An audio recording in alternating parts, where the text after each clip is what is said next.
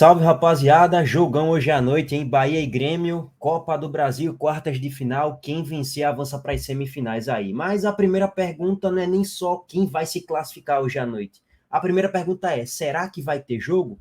Porque o prefeito solicitou o adiamento do jogo marcado para a noite desta quarta-feira na Arena do Grêmio, tá? Importante a precaução, considerando que envolve deslocamento de milhares e milhares de pessoas e mobilização de serviços. A expectativa hoje é que na Arena do Grêmio dê mais de 40 mil pessoas, pelo fato de ser um jogo decisivo, óbvio, né? Copa do Brasil é um campeonato extremamente relevante e rentável financeiramente. E por que esse adiamento? Ainda diante do alerta do ciclone extratropical, enviamos um ofício aí ao Grêmio e tal, e a CBF solicitando o adiamento do jogo. Então existe um alerta de um ciclone extratropical para o jogo de hoje, assim, durante ali o jogo e tal, por volta do horário do jogo. Agora, óbvio, é uma previsão, é um alerta, não significa que vai acontecer. E ainda não tenho uma certeza absoluta se o jogo vai ser realizado ou não, mas as definições tendem a acontecer nas próximas horas, no início da tarde. Talvez no momento que eu esteja gravando o vídeo aqui, tenha a certeza absoluta que vai ter ou que não vai ter o jogo, tá? Provavelmente vai ter, porque a CBF tem um calendário extremamente ali apertado, o Grêmio joga a Copa do Brasil, Série A, aí tem Sul-Americana no bolo, aí tem Libertadores, aí tem não sei o quê, calendário extremamente apertado. É difícil eles adiarem o jogo, pelo menos nesse momento, até porque, pelo que abraço aí para o Vitor Torres e o Barbaço, estavam comentando lá no canal dele, por volta de 1 hora, 2 horas atrás, até agora não está acontecendo nada de grave, nada de ciclone e tal, até agora, eu sei, ainda tem 7 horas para o jogo começar, mas aparentemente o jogo vai acontecer normalmente, tá, rapaziada? Pelo menos até o momento que eu estou gravando esse vídeo, tá? A aguardar. Isso aí é um papo para as próximas horas. Agora, a manchete do GE, o início do texto é o seguinte: o retrospecto é ruim, o momento é péssimo, mas o Bahia não desanima e busca fazer história. Nesta quarta-feira, o tricolor, em uma sequência de apenas uma vitória nos últimos 13 jogos disputados, encara o Grêmio em Porto Alegre em busca de uma inédita semifinal da Copa do Brasil. O Bahia que já disputou 6 ou foram 7 quartas de final, mas nunca chegou numa semifinal de Copa do Brasil, tá, rapaziada? E detalhe, né? Uma vitória nos últimos 13 jogos. Uma vitória contra o Palmeiras, quase que no último lance ali, com uma finalização de Cauli no rebote. Tassiano pega o rebote, faz 1-0 para o Bahia vencer. Na Copa do Brasil, o Bahia está invicto, né? Mas não pegou grandes adversários. Com o Santos, jogou melhor os dois jogos, mas acabou empatando na Vila de 0-0 e também na Fonte Nova de 1-1, o Bahia sofrendo gol ali no último minuto da partida também praticamente, e aí o jogo foi para os pênaltis, o Bahia avançou. Agora é aquilo, o momento é ruim, o retrospecto é péssimo, até em termos de retrospecto na Arena do Grêmio, o Bahia não tem um bom retrospecto, foram 23 jogos lá, contando a Arena do Grêmio e Olímpico, né, o antigo Olímpico. 23 jogos, 12 vitórias do Grêmio, 10 empates e 11 derrotas. Acontece muito empate lá na Arena do Grêmio, de fato, pelo retrospecto, e o recorte recente também é de muitos empates, tá? Nos últimos 6 jogos, ou melhor, nos últimos 7 jogos, foram 3 empates, 3 vitórias do Grêmio e apenas uma vitória do Bahia lá no Rio Grande do Sul. Então, o histórico é favorável ao Grêmio. O momento é favorável ao Grêmio. O Grêmio está ali brigando na parte de cima da tabela, no G4, tá bem. Perdeu do Botafogo, mas jogou muito mais do que o Botafogo. Mas é aquilo, futebol, né? Quem não faz, leva. O Grêmio precisa ser eficiente para se classificar. Copas não se classifica quem tem um melhor desempenho, e sim quem é mais eficiente nos jogos, tá? E aí, por falar em eficiência, o Bahia, que fez um bom jogo contra o Grêmio no jogo da ida, escapou uma vitória que estava nas mãos, basicamente. Só que aí o Grêmio foi mais eficiente na reta final do segundo tempo, achou um empate e trouxe o jogo, trouxe toda a responsabilidade. É como se fosse um jogo único na Arena do Grêmio, e o Grêmio tem o melhor elenco, né? Se a gente analisar aí as prováveis escalações, o Grêmio tem Gabriel Brando, Bruno Alves, Kahneman, Bruno Uvini, Vidia Sante, João Pedro, Carvalho, Reinaldo, Cristaldo, Bitelo e Luiz Vitor Soares, que é um jogador extremamente diferenciado. O Bahia vai com Marcos Felipe, Gabriel Xavier, Canu, Cicinho, Rian. É uma defesa muito fraca no meu ponto de vista. Tem que melhorar demais ainda. Azevedo, Canu até que tá bem e tal. Gabriel Xavier é interessante, mas pô, não consegue segurar Soares. Azevedo, Rezende, Cauli, Ademir, Kaique e Everaldo. Cauli vai ter que fazer uma grande partida hoje. Kaique e Ademir nos contra-ataques vão ter que ser mortais também. O Bahia hoje vai ter que ser mortal, porque o Bahia não vai ter, pelo menos eu não acredito que o Bahia vai ter grandes oportunidades a todo momento. Vai ser oportunidades ali espaçadas, uma aos 5, outra aos 30, uma no segundo tempo, tá, duas, três chances no máximo que o Bahia vai ter de oportunidades para fazer gols. E aí vai ter que ser eficiente o Bahia para sair vencedor e possivelmente com a classificação. Dito isso, óbvio, né? O Grêmio é mais copeiro, tem Copa do Brasil, técnica Renato Gaúcho, o elenco é melhor, o momento é melhor, o Grêmio é favorito para se classificar hoje. Eu diria que com 2-0 ou 2-1 para o Grêmio é o meu palpite para o jogo de hoje, tá? Mas, óbvio, vamos aguardar o que é que vai acontecer. Sobre essa questão do Ciclone, só para finalizar essa parte inicial do vídeo, para o Bahia se adiar o jogo, teoricamente seria melhor, porque Gilberto já está regularizado, mas não vai para o jogo de hoje. Então, se o jogo acontecer, sei lá, daqui a uma semana, Gilberto já pode jogar o próximo jogo. Então, o Bahia se qualifica um pouco mais no elenco e está trazendo boas peças do Bahia nessa janela. Então, teoricamente, para o Bahia, seria talvez um pouco melhor adiar, enfim, aguardar, tá? Agora tem o lado dos torcedores, né, velho? Tipo, Barbaço, Vitor Torres. E não só eles, né? A torcida do Bahia viajaram, pô. Os caras viajaram lá para o Rio Grande do Sul. Aí chega lá, não tem jogo, por causa do ciclone, seria ruim, né?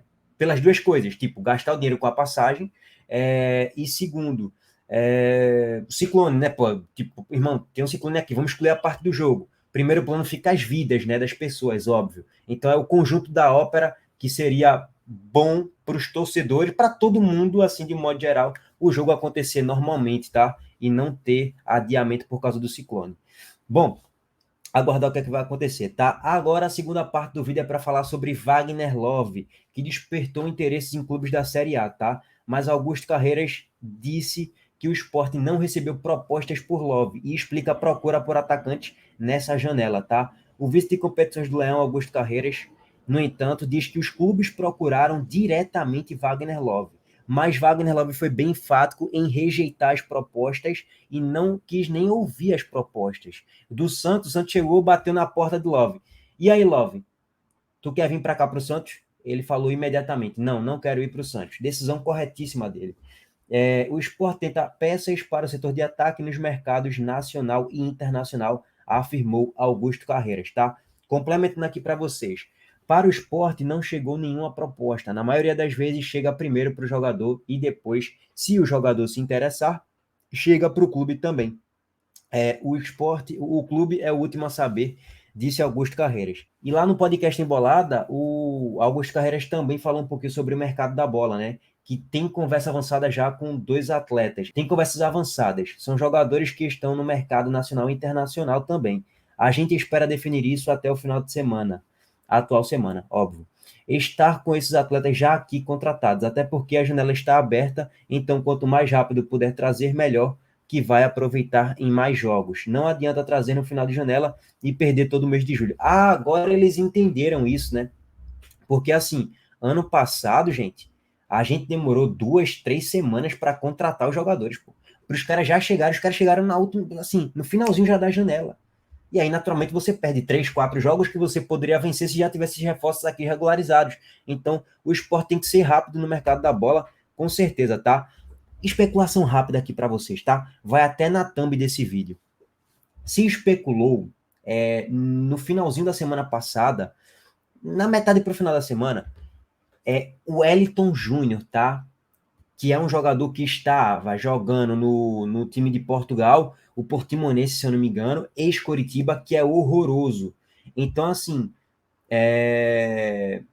de um modo geral, sim, existe a possibilidade de Wellington Júnior vir para o esporte. Só especulação, tá, gente? Não é nem informação exatamente, porque o Wellington Júnior seguiu o esporte nas redes sociais e tal, aí saiu informação de Twitter, só tô na base da especulação. O Wellington Júnior é horroroso, espero que não seja uma contratação internacional de Wellington Júnior, tá? Que é muito fraco, tá, gente? Você já olha para ele e você fala, esse jogador aqui é ruim, é fraquíssimo, tá? Mas vamos aguardar. E é isso, vou deixar um trechinho para vocês aí do podcast Embolada aí. Tamo junto, deixa o like, se inscreva no canal e ativem o sino. No podcast Embolada, Augusto Carreiras falou um pouquinho sobre Love e essas contratações também. Valeu. Alguma coisa aconteceu já em relação a alguém vir buscar ele, no caso, fazer uma proposta para ele? Já chegou alguma coisa assim de conhecimento do esporte? O esporte já conseguiu travar alguma negociação? Já conseguiu evitar que ele saísse em algum momento? Como é que está a situação especificamente do Wagner Love? Olha, o Love, eu vou usar uma frase dita por ele mesmo, né? Dinheiro eu já ganhei. Hoje eu busco felicidade. Né? Então ele está feliz aqui, está feliz no elenco. Né? Mas respondendo objetivamente sua pergunta, para o esporte não chegou nenhuma proposta. Muitas vezes essas propostas elas chegam primeiro para o jogador, né? Na maioria das vezes. Depois, né, quando o jogador se interessa, depois é que trazem para o clube. O clube é sempre o último a saber. Mas para o esporte não chegou nada. O que a gente tem conhecimento é que alguns clubes procuraram ele e ele já negou. Tá. Ele não quis nem escutar a proposta. Ele está feliz aqui. O que ele Há tem bom nível de segurança em relação ao contrato dele com o esporte? Sim, em relação a nível isso? de segurança, sim. Mas nada impede que se pague a multa. Claro. E outra coisa, às vezes você tem um contrato com Quando eu falo de segurança, é isso. A multa dele é alta, o contrato tem um final mais prolongado. Era isso que eu estava querendo saber mesmo. Tem, mas o que é que acontece? Muitas vezes isso não segura um atleta. Eu tive exemplo aqui de jogadores aqui que tinham um contrato, mais 4 anos de contrato para cumprir, com multa rescisória alta, e o atleta chegar e diz, eu tenho uma proposta de outro clube e não fico mais aqui. Tem uma coisa que me chateia muito no futebol, é porque assim, os clubes tentam, né, fazer esses contratos mais longos, se programar, se planejar, e aí o jogador vai lá, assina, e daqui a pouco, de repente, o cara... Aí vem aquela velha frase, Carreiras, que eu já ouvi muitas vezes, já cheguei a falar, inclusive, algumas vezes. Quando o jogador não quer, o melhor é você negociar mesmo. Pô, mas aí o clube vai ficar refém do atleta a vida inteira, dos jogadores a vida inteira em relação a isso? Infelizmente no futebol, porque as pessoas, o cumprimento do contrato, ele é para as duas partes. Ele não pode ser só para o clube tem as obrigações, tem que cumprir, se não cumprir está passivo inclusive de punição, de rompimento desse contrato, mas o atleta também tem que punir. O atleta tem que saber que quando ele assina um contrato longo, ele tem que cumprir aquele contrato, a não ser que seja interessante para todas as partes. Ele assina um contrato que vem com todos os benefícios e com todas as obrigações. E você vê como essa relação ela só coloca o clube em desvantagem. Quando você, às vezes, tem um atleta que quer negociar esse atleta, às vezes ele diz que não quer sair. Não quer, né? Ele não quer. E você tem que manter ele. Às vezes não quer ser emprestado, às vezes... Né? Às vezes você quer negociar, o cara não quer sair do clube. Você não tem como forçar o atleta a sair do clube. Agora, quando o atleta, o atleta devia ter esse sentimento também, de cumprimento do contrato. Recebi uma proposta melhor, o clube não quis liberar, paciência, eu vou cumprir o meu contrato. E olha, e acho que o Carreiras também, a gente não está aqui defendendo que o clube possa, de repente, colocar o cara para fora de qualquer jeito, não. A gente tá só defendendo aqui que os jogadores também tenham essa consciência que o clube é obrigado a ter também, né? A qualquer momento, qualquer cidadão, qualquer trabalhador, ele pode receber uma proposta melhor de trabalho. Agora, se eu quiser botar um jogador para fora, eu tenho que indenizar.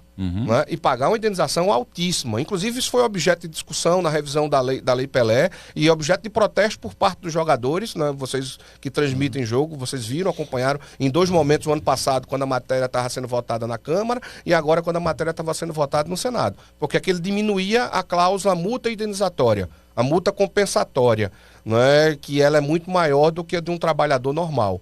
Né? Então, foi um objeto de protesto isso aí, por parte dos atletas. Estão no direito deles, né, de protestar pela manutenção, né, da legislação em vigor, mas ele coloca o clube sempre em desvantagem. Não é porque o jogador, quando recebe uma proposta maior, a maioria deles, não são todos, mas a maioria fica encantado, como qualquer um ficaria encantado por ganhar mais, por ter uma condição de trabalho melhor, e aí força para ir embora. Né? Mas quer dizer, com muita tranquilidade, isso não é o caso do Wagner Love, não. O que tem acontecido com o Wagner Love tem ficado lá com ele e ele já tem rejeitado, né? Isso não tem vindo nem para o clube. Inclusive a gente já avalia, né, a possibilidade de sentar para uma discussão de renovação do contrato.